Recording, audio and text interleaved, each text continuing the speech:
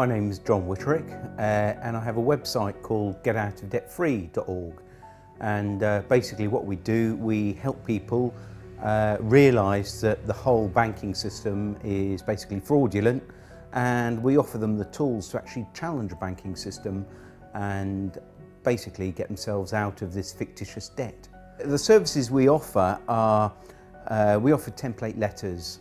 We also offer start off with, if you're working with debt collectors, if you're dealing with debt collectors, we've actually got a very simple way of dealing with them, which is basically a addressee not recognised, return to sender, because it will always have your name either in uppercase letters, or it'll have a title called Mr. or Mrs.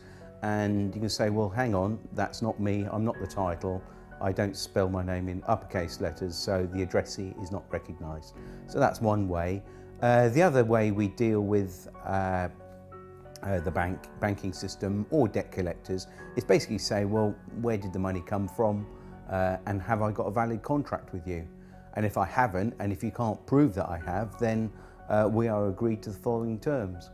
And we send out a series of letters about 10 days apart. So, but it's, it tends to prove to be very successful.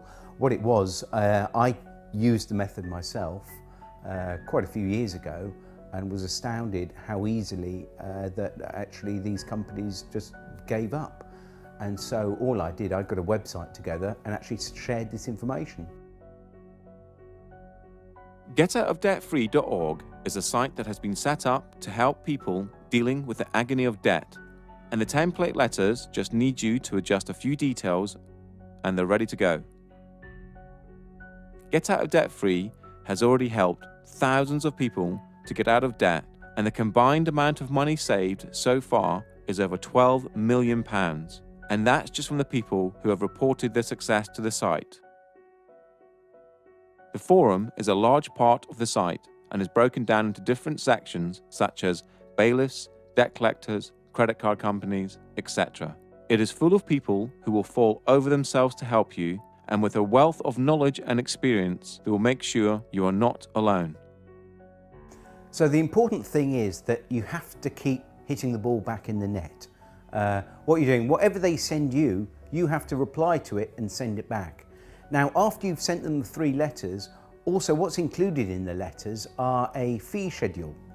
And the fee schedule says, well, look, every time you send me a letter, if we can't agree, if you can't prove that I owe you anything, then we're going to agree to the following terms. And, you don't call me anymore. And if you do, it's going to cost you this much. And every time I have to write a letter to you, it's going to cost you this much. So what you do, you send them the fee schedule. And of course, if they do send you anything or contact you, you then start totting it up. And after a while, what you do, you send them an invoice. And if they don't pay the invoice, you can then get onto the small claims court online and actually start, pursuing them for the money.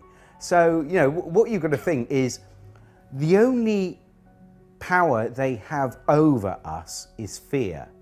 Now, when the fear goes and you start challenging them, do you think they really want to deal with you if you're going to be invoicing when there's all these people go, oh, like I was, really nervous, and they're going, all right, well, I should owe them some money to get to the stage where, no, hang on, mate, you've actually sent me 3 letters. I actually charge £500 a letter now. That's 1,500 quid, plus the 2 phone calls at £100. So that, we're up to about 1,800 quid. So basically, when are you going to pay? How are you going to pay? Now, one of the things that that people often miss when the debt collectors come knocking is that these debt collectors have actually paid off your debt. They've bought your debt, often for pennies on the pound. So if you apparently owe £1,000, they've probably paid a tenner for it. But the point is they've paid off your debt. So thank you very much. Did I actually go into contract with you to say that I'd pay you back for that? You should have probably asked me first before you went around paying off my debt for me. So where's the fear in that?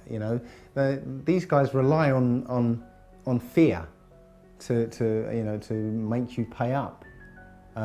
If you realise that they've got no power over you, and in fact they've paid off your debt, thank you very much, you know, where's the fear? All you're asking from them is an invoice for the amount they say you owe, Yeah. and nothing comes back. Well, they can't supply what we're asking for. They can't supply, and we know they can't supply that.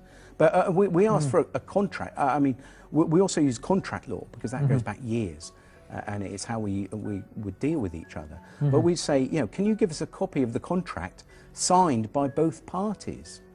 And sometimes on loans you'll get a little squiggle, but no name against it. But the thing is, because they are a fictitious entity and we are a living, breathing soul, we cannot contract under contract law with a fictitious entity. So it's got to be equal to equal, really. It has. Yeah. That's what And the that contract. is- and That's what contract law says. Yeah.